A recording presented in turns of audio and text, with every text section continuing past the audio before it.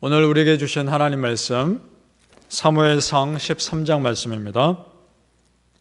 사무엘상 13장 8절에서 14절까지 말씀 우리 한 목소리로 같이 봉독하겠습니다.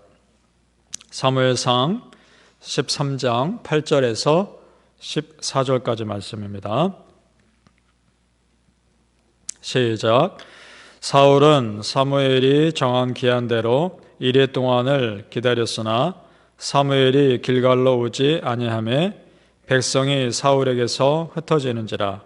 사울이 이르되 번제와 화목 제물을 이리로 가져오라 하여 번제를 드렸더니 번제 드리기를 마치자 사무엘이 온지라.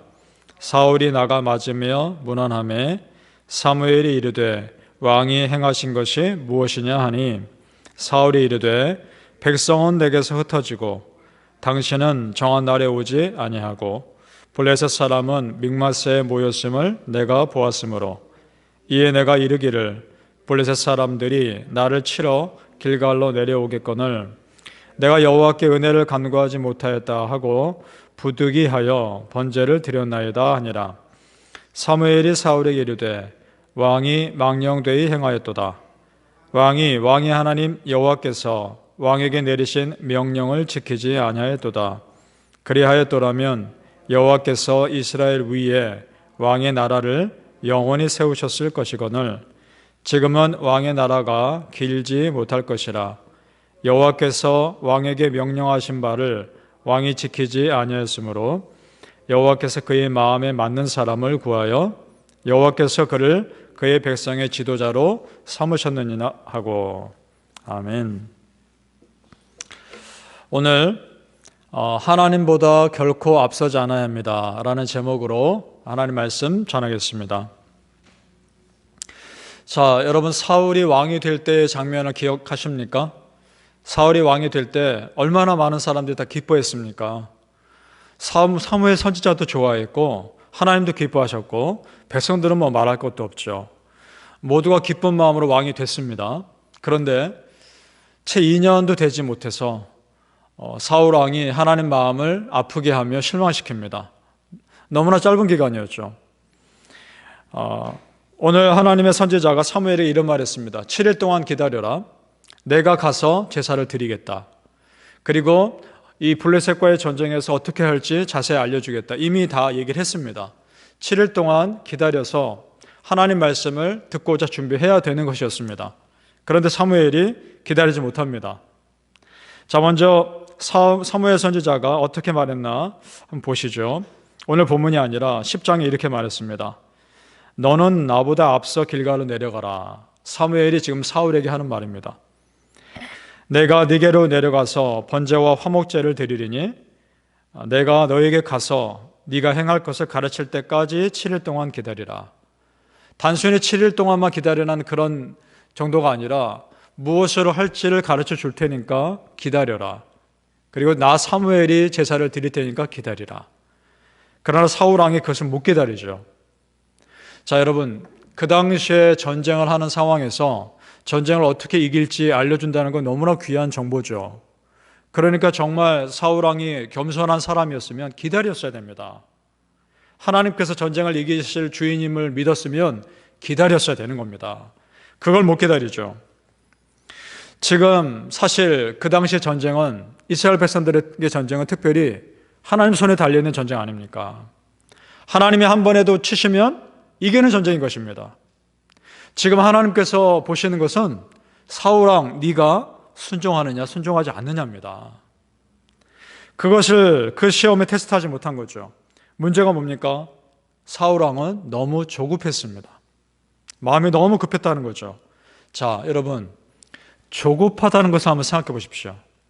하나님 앞에서 내가 조급한다는 것은 하나님 말씀보다 내 마음과 내 생각이 앞서는 겁니다. 그게 조급한 거죠. 그것이 어떻게 이어지나요? 교만으로 이어지는 것이거든요. 결국 사울왕의 문제는 그것이었습니다.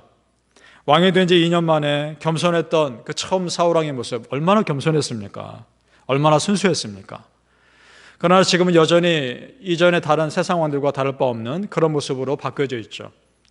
자, 이걸 보면서요, 처음 마음을 유지한다는 게 참 얼마나 힘든가, 그런 생각을 해봅니다. 우리 모두 마찬가지 아닙니까? 여러분 처음 예수님 믿었을 때 기억나십니까? 모태신앙인 분들은 아마 어렸을 때 기억 못 하시겠지만 예수님의 인격적으로 처음 믿었던 그때를 말하는 겁니다. 그때. 그리고 우리가 처음 예배드렸던 그때, 그 순수한 모습들, 여러분 우리 결코 잊지 않았으면 좋겠습니다. 타이밍도 참 묘하죠. 사울왕이 제사를 드리고 나서 얼마 지나지 않자 사무엘이 바로 도착합니다. 자, 여러분, 그러면 조금만 기다리면 되는 것이었습니다.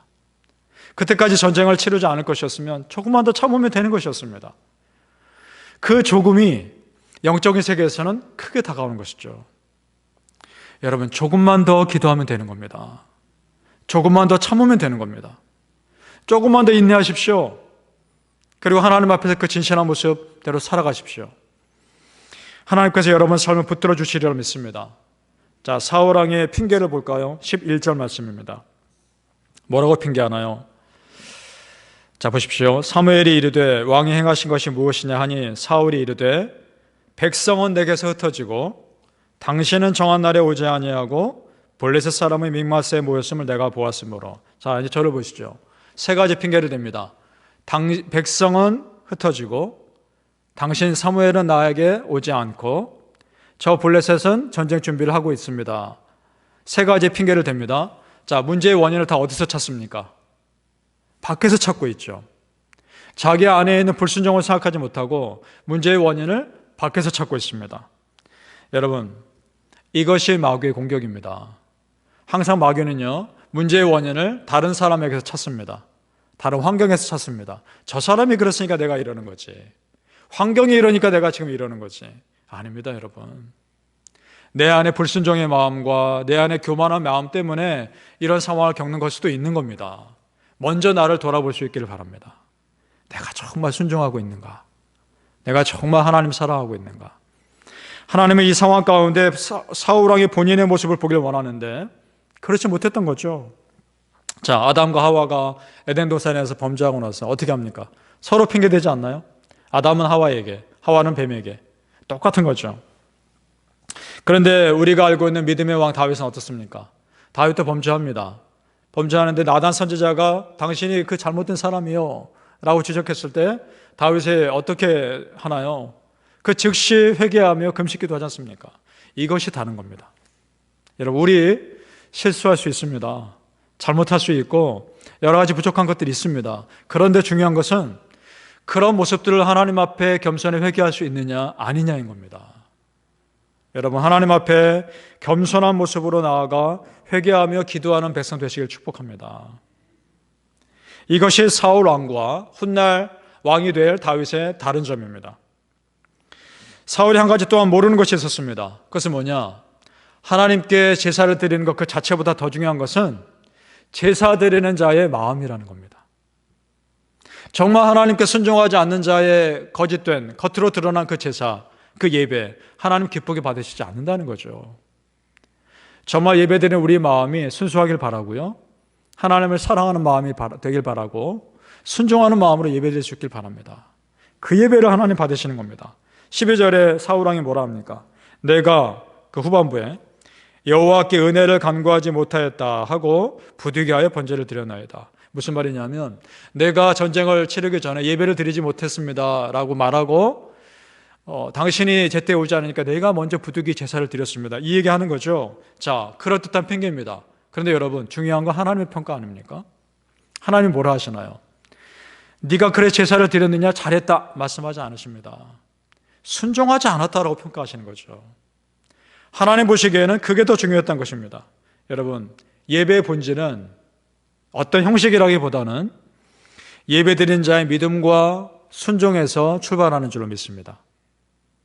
하나님께서는 마음으로 사랑하지 않고 순종하지 않는 자의 예배 안 받으시는 겁니다.